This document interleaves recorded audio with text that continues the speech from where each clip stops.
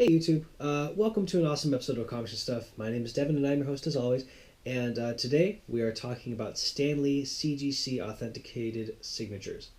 Now before I talk about that, I do want to sincerely apologize. I know very well that I missed my Monday posting.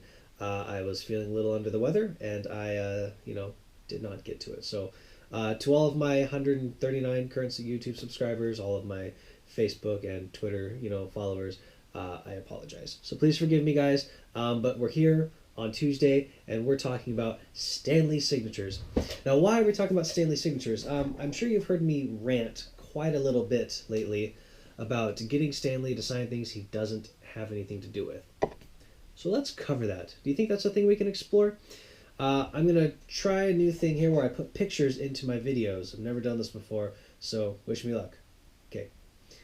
I'm thinking of a comic book that Stan Lee wrote, something he actually had to do with, a character that he created. Boom. Okay, so what are we looking at here? This is a Spider-Man #1.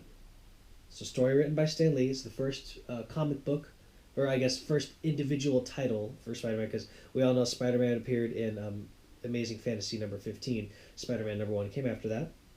And it's been signed by Stan Lee. It's a CGC 3.5. And this makes sense because it is a book that Stan Lee wrote of a character he created. So that makes sense, right? It would make sense to get Stan Lee to sign this. This is perfectly appropriate, and if you look at this eBay listing, it's going for quite a lot of money because it's, the first Spider-Man comic as well as being written by Stan Lee and signed by Stan Lee. Fan-freaking-tastic. Let's move on to something different. Now what do we have here? Wait for it.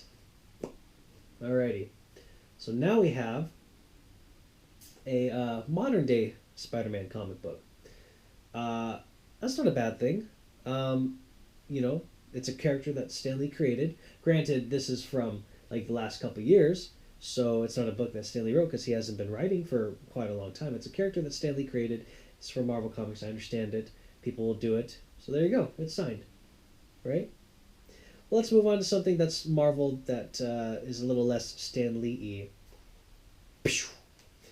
What is this? This is a, New Mutants #98, Deadpool. First appearance of Deadpool. Did Stan Lee have anything to do, and this is me asking you, YouTube, did Stan Lee have anything to do with Deadpool? Did he write it? Did he create it? No, he didn't. So, now coming from a personal collecting standpoint, I understand. If you get something like this, you say, well, this is a really cool Marvel comic that I really like, and I'd like to get Stan Lee to sign it just so I can keep it for myself. I understand.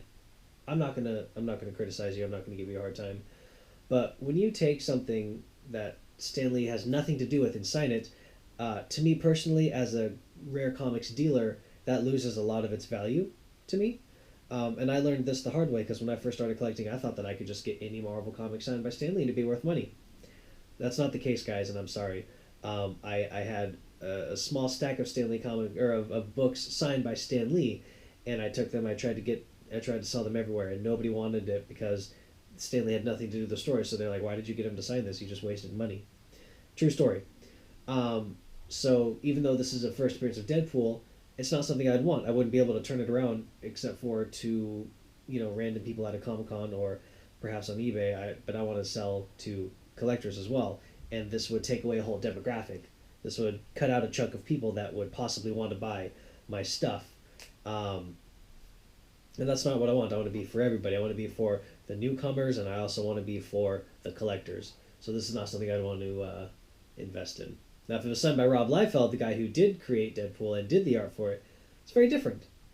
Now, the next one might be a little hard for some of you guys to look at, so viewer discretion is advised. Okay, 3, 2, 1.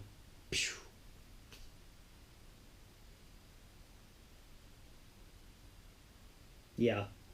No, I know what you're thinking. That's a Batman comic. That's a freaking Batman comic. Why is Stan Lee's signature on a freaking Batman comic? Dude, I don't even know. It's okay, cool. First Harley Quinn. It's not even the right company. And do you see how much money that was going for? Yeah, I don't. I saw this, and there's a couple people who, I posted this on my Facebook page, and there's a couple people, my personal Facebook page, and there's a couple people who said, well, I would take it because Stan Lee was friends with the guy who did the writing and the art. Come on, man. You don't want to buy a book that's signed by Stan Lee when it's from DC and has to do with Batman just because he was friends with the artist. You want the artist to sign it, right? You don't want the artist's friend to sign it. You want the artist to sign it. Doesn't that make sense? To me, and this is all personal. If you have a different opinion, man, please tell me in the comments below. But to me, that destroyed any of its collectability. I don't want a Batman comic signed by Stan Lee. Absolutely not. That's he literally has nothing to do with it. Absolutely nothing. And I could see somebody thinking, oh well, I'm going to get this signed by Stan Lee. And it's going to be really unique, and everybody's going to want it. Again, man, that's not the case. His signature is like $100, and this was a waste of money. And he took a perfectly good comic and, had Stan Lee sign it. No. So I think you can probably tell by now that I'm not a fan of this. So let's talk about the final piece of this video. And as you can see, we've gone in varying degrees. So we first had, boom, a comic book that's appropriate for Stan Lee to sign. And then, boom, another comic book that's somewhat appropriate for Stan Lee to sign. And boom, a comic book that some might consider to be appropriate, and a comic book that somebody might not find to be appropriate for Stan Lee to sign. And then we get to the Batman. Boom, something that is not appropriate for Stan Lee to sign. And then we get to our final one. I'm just going to shield my eyes. Abracadabra. Yeah. No. I know, it's awful. That is not an original Action Comics #1, I promise. Because that would be terrible. This is a reprint of the Action Comics #1. And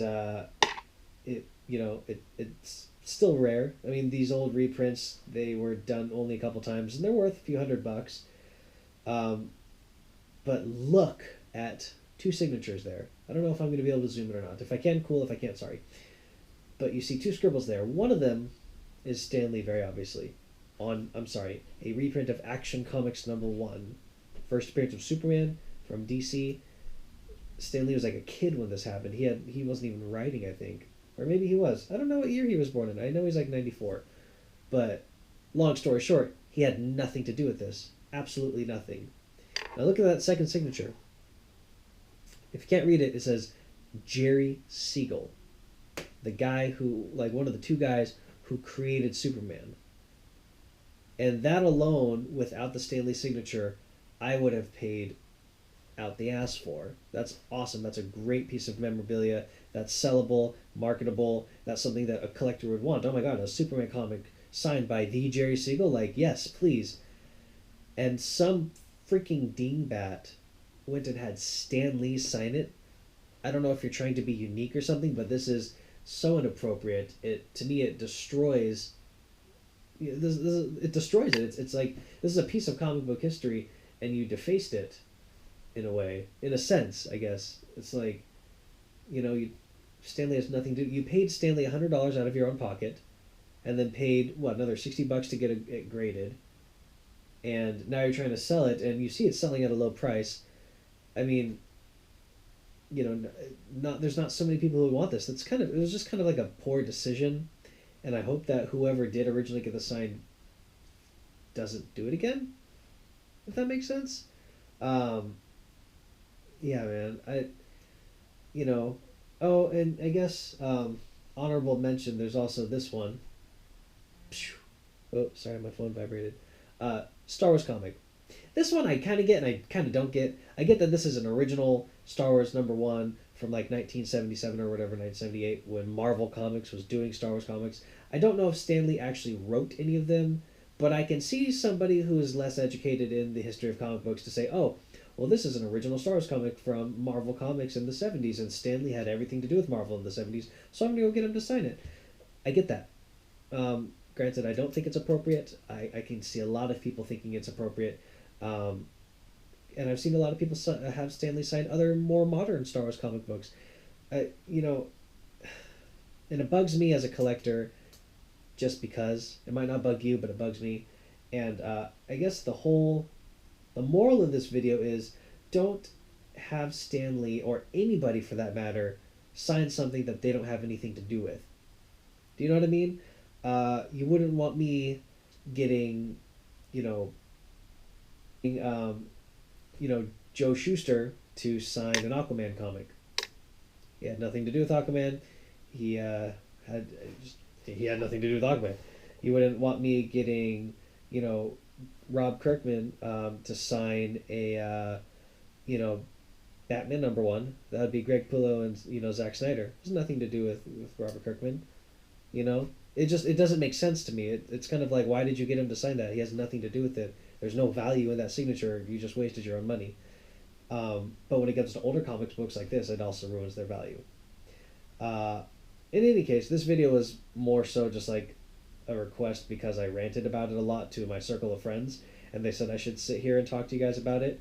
So this is kind of like my first rant vlog. Is that what it's called? In any case, YouTube, that's really it. The moral of the story, man, don't get somebody to sign something if they don't have anything to do with it. I'm using Stan Lee as an example tonight because his signature is so expensive, so you're basically wasting your own money, unless it's for something for you to collect for yourself. Don't do things like this to turn it around. But yeah, having said that, keep collecting, do what you do. You don't have to take my opinion seriously. This is just my opinion. If you found it offensive, please, I'm open for discussion. And yeah, so that's it for this episode of Comics and Stuff, guys. Please make sure you hit the subscribe button down here, and you make sure that you check my website for a weekly blog every Thursday. That's going to be above my head. And yeah, thanks for dealing with me. We'll see you on Friday.